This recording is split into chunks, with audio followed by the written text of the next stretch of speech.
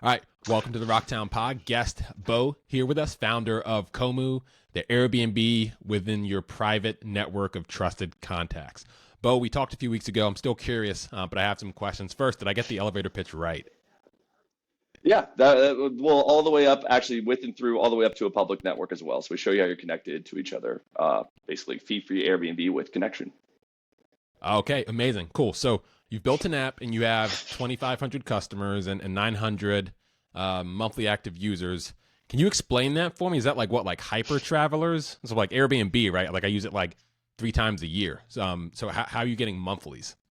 Yeah, so I mean, yeah, actually, we just crossed 3,600 downloads and 1,000 MAUs actually recently, and actually we have All 300 right. weekly active users, and it's because people are traveling more than ever before. Our target users are millennials and Gen Zers, and they take an average of 12 plus trips per year, and that means their places are also vacant over 30% of the time, while they're paying a lot of rent for those places to sit empty.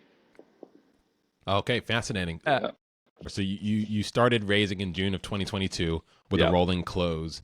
How much have you raised since then, and what do you still need to kind of close the raise? Got it. Appreciate it. Yeah. So we have raised 615,000 to date. We're looking to raise another 400,000 on those same terms. Ultimately, that is to both accelerate our product and development to get closer to product market fit, to get the Android out and the web version. And beyond that, it's to underwrite our membership services. So a lot of our users want us to have the protection plan in place, to do host and guest verification, to just add more trust to these wider networks that are actually our most popular on Komu. And so we need to make sure that we can actually provide those services and provide that great experience for people buying into the trusted network. Got it. So I've been out of the web dev and app dev game for quite some time now. So I could be wrong here, but from what I saw, I tried it out. The app is kind of standard. So why did you use Swift and not something like React Native, where you'd have a working web, iOS, and Android app all from the same code base?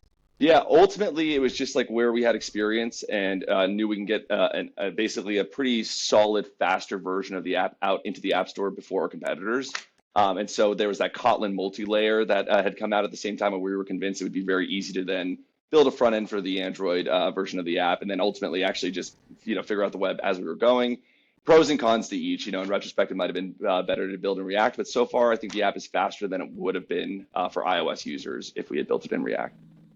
Have you started building the Android app? We are still actually just trying to get the product market fit on the iOS app, and we're excited to push out some major updates like later today. Literally, they're in test flight right now. We think we're probably one or two versions away from building the Android app out, but our core users currently are iOS users, so we want to make sure they have a great experience, and we're solving for bookings on both sides of host and guest, and then it's pretty easy to just copy the front end over to Android. That makes sense. Okay, so common back end, new front end. Who's going to do that? My co-founder and CTO Gus, and then we also have engineers ready to come on board once we close this round out. They're just waiting for us to, be able to offer them the ability to come and build with us and push that live faster. Okay, and what's the most impressive kind of stat you can share about your kind of traction to date? I think the fact that we have 440 hosts all over the world that are joining organically and that are like literally popping up in places like Mexico City and Lisbon, like in London, and it's like literally becoming a global phenomenon. Because I guess a lot of people would think, oh, well, Airbnb exists and like people that want to host and do this would just go on Airbnb. And I guess the core principle is there's a giant group of users, mostly people like me that are renters in these major cities and so on and so forth, that just could never and would never list on Airbnb. And so to say like, that is just a hint of how much supply is available to be tapped, and that like we think that it's an indication that we will have more supply available to us than even this massive incumbent that we all are familiar with, and that just is literally just happened through word of mouth and through the social mechanisms that we built into the app. Is that people are bringing their networks on because they're like, this is a great place to find people that you trust to book your homes and so on and so forth. That makes sense. What's the largest network built so far? So, example, somebody's on the app and has like 20 friends with homes built, Yeah. hosted. Well, so like it's actually it's everybody's experience, and this has been a big win for us. It's that right now we opened up the network. It went from being for friends to friends of friends to groups to then hosts can actually they have privacy controls, but they can list to all of Komu. And ultimately, it's that when you download today and you go and join, there are over 100 hosts just like me that are listening to all of Komu, and they're just open to inbound and seeing how we're connected. And it might be through LinkedIn or Instagram or your phone contact. The point is that everybody that downloads has a network to start.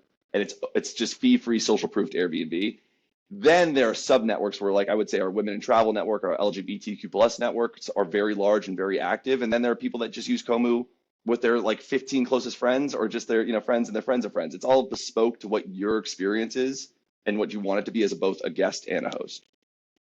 Sounds like you've made fantastic progress. I'm going to share this recording with the folks at Rocktown and get you an answer by next week. Sorry it's taken so long. There's a lot going on, but this was great. All Thank good. you. Yeah, let me know. And yeah, we just closed another 70K that we're excited about. And then I think we just closed another 100K yesterday that I'm also excited about from a Haverford alum.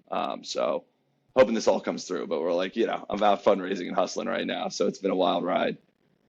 That's amazing. That's how you know it's good, when you close money and you're not even sure whether or not you close it. It's like, yeah, I've got like 100K just laying around. I had such a bad pitch, one of these mornings, and like Gus was like, dude, are you all right? I'm like, we're zonked, we're working hard. And then the guy was just like, oh, I have this problem. I had this problem as a student. Like my friends post on Instagram. Like he was just like, I didn't have to say anything. He's like, all right, yeah, I think we're in. And I'm like, perfect. As long as you know the problem, the opportunity, then I can just shut up and we can take it from there. Yeah, I get it. Some of the pitches I've been given for the venture fund I'm raising have been me not saying much at all. And it's like, oh, okay, you're in? Amazing. It's a tough time. It's cool that you're making progress. We'll talk soon.